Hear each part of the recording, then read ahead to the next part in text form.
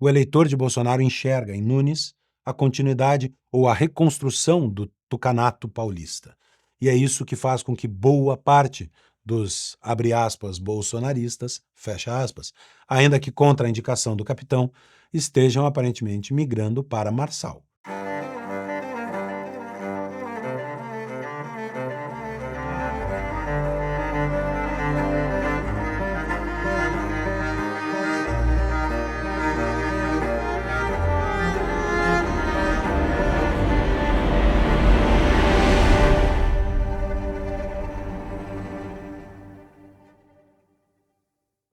A grande novidade da eleição de São Paulo é Pablo Marçal. O fenômeno faz o M de Pablo Marçal. Marçal foi aos debates, agora no início da campanha, se apresentou como candidato antissistema. Enfrentou Boulos, enfrentou Ricardo Nunes, enfrentou Tabata da Atena, com o dedo em riste, uma postura agressiva de quem não veio para dialogar, de quem veio para enfrentar. É um pouco herdeiro do estilo Javier Milei, um pouco herdeiro da posição antissistema de Bolsonaro, é uma mistura de tudo isso. Abriu mão de se apresentar como um grande gestor para se apresentar como o candidato antissistema. Mas antes de continuar, eu quero fazer um pedido especial para que a gente possa continuar acompanhando a movimentação da eleição de São Paulo e tantos outros assuntos. Curta esse vídeo, compartilhe, espalhe para os amigos e aproveite e assine a Brasil Paralelo para que a gente possa continuar tendo a oportunidade de fazer uma análise dos principais acontecimentos do Brasil aqui no Magna Carta. Até onde vai Pablo Marçal levado por esse posicionamento? Essa é a grande pergunta que começa a permear as discussões em São Paulo. O sistema, obviamente, reagiu. Um candidato que quebra a lógica, quebra a dinâmica de um debate como o Marçal quebrou, inclusive quebrando a regra do debate, mas fazendo um meme eterno de apresentar a carteira de trabalho para Boulos, um candidato como esse bagunça as estruturas da campanha de todos os demais. Não é à toa que o sistema começou a reagir. Tabata Amaral foi ao Tribunal Eleitoral para pedir a suspensão, a cassação do registro de Pablo Marçal, já a ação do Ministério Público nessa direção também, e um acordo dos demais candidatos, da Atena, Ricardo Nunes e Guilherme Boulos, para não irem ao debate da revista Veja, para não dar mais espaço para Pablo Marçal enfrentá-los. Uma reviravolta no cenário eleitoral que parecia que polarizaria desde o início Ricardo Nunes e Guilherme Boulos. Lembrando que Nunes tem formalmente o apoio do PL e de Bolsonaro, tem um vice do PL. Mas este apoio tem sido constrangido de parte a parte.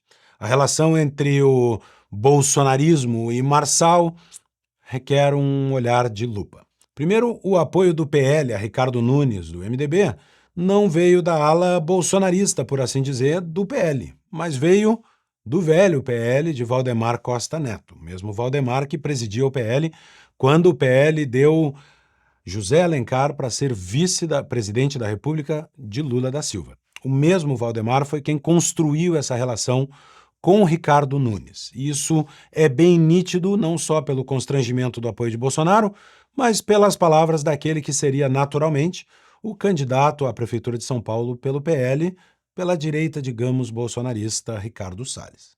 O fato é que se o Valdemar não tivesse me obrigado a não ser candidato, nada disso estava acontecendo. E não vou deixar esquema, sistema, todas essas porcariadas, tudo de novo, rifar a minha participação, porque essa é a palavra, rifar, para depois colocar um monte de porcaria no meu lugar, dizer, olha, veja bem, o Salles está dividindo a direita. Eu estou dividindo a direita porra nenhuma.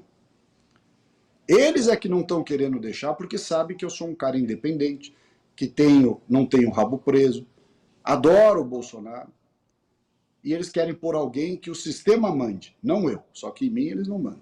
O que Ricardo Salles diz claramente é que houve um acordo do que ele chamou de sistema, o esquema, para tirá-lo da eleição em São Paulo. E ele antevê que a mesma coisa poderia acontecer na sua eleição, na sua candidatura para senador em 2026, por isso já saiu antecipadamente do PL.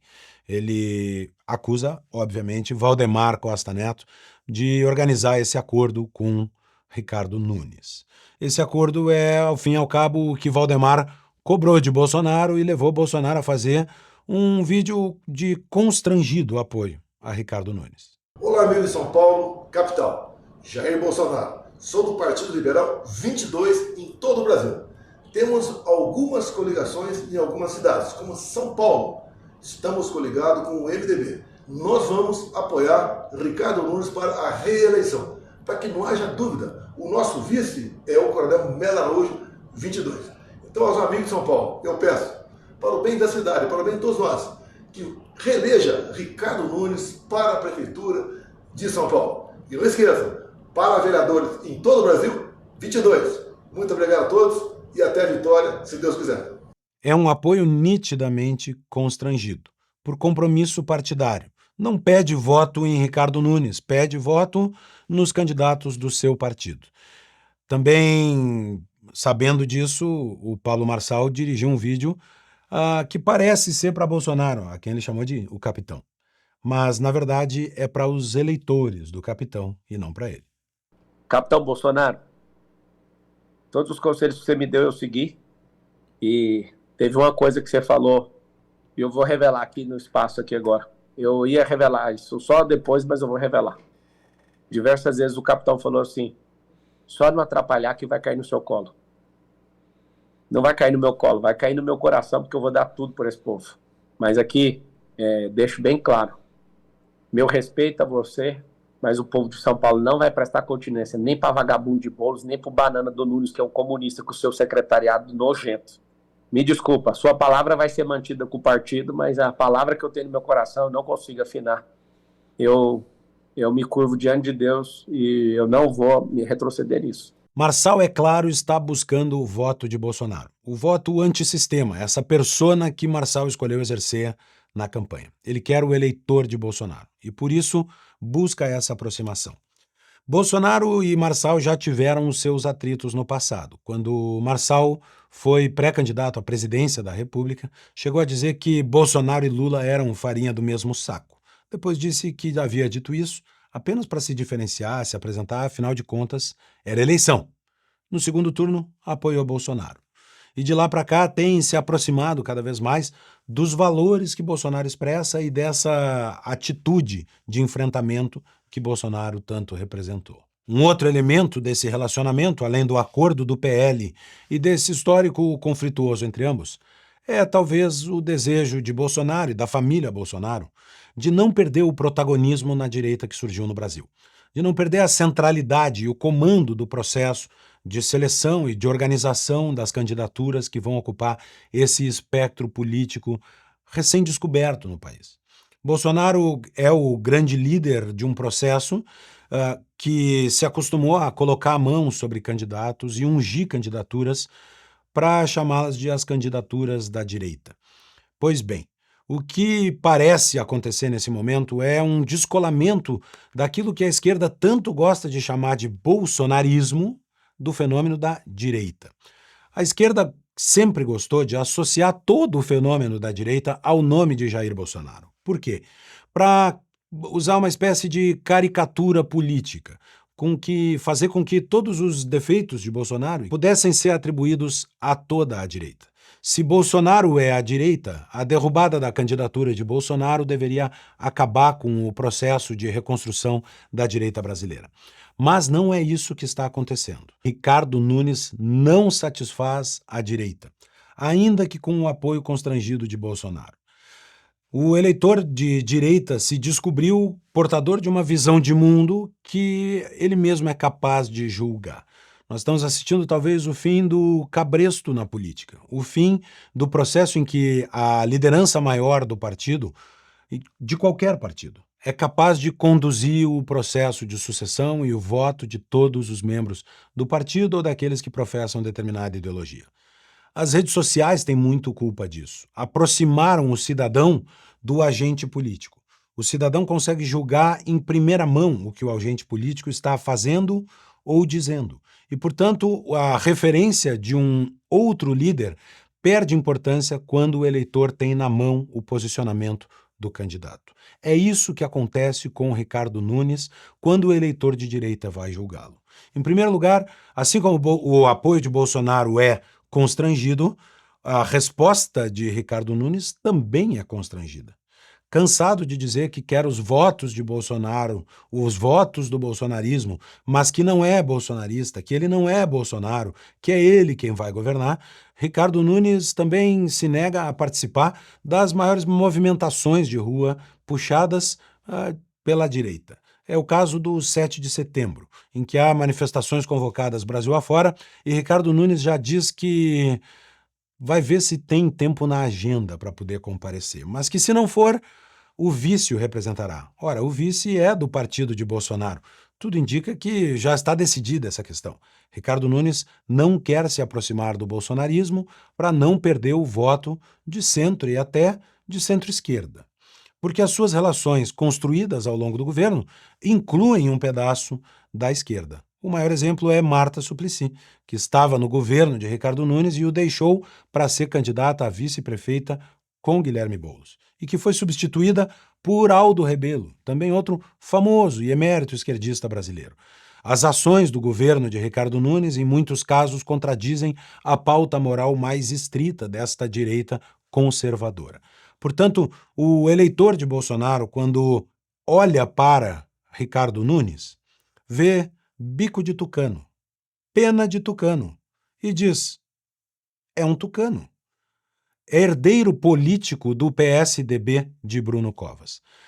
O PSDB, que todos que assistiram aqui na plataforma Brasil Paralelo a série Teatro das Tesouras, todos sabem o papel que o PSDB teve em construir uma falsa dicotomia, uma dicotomia de apenas tapas de luva, sem nunca um duelo verdadeiro entre o PSDB e o PT no Brasil. E é isso que o eleitor de Bolsonaro enxerga em Ricardo Nunes, a continuidade do PSDB tucano, ainda que agora ele esteja esfacelado nas urnas. O PSDB tenha perdido não só o governo do estado de São Paulo, mas também a relevante bancada que tinha no Congresso Nacional.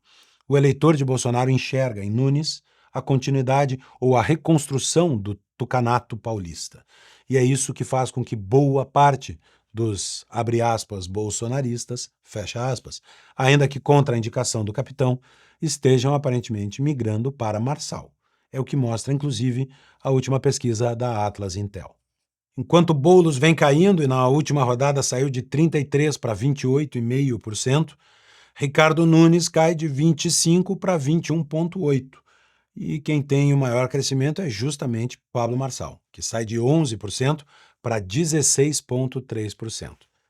O que a pesquisa mostrou é que os primeiros movimentos da campanha do Marçal funcionaram. Ele apareceu e cresceu. Mas Marçal não mostra com seu crescimento só que virou um candidato. Ele mostra um fenômeno, mais uma etapa de um fenômeno que já vem afetando a política brasileira há algum tempo. O cansaço com o sistema. O eleitor de São Paulo vê candidatos fracos. Um prefeito que tem pouca aprovação e um mandato sem sal.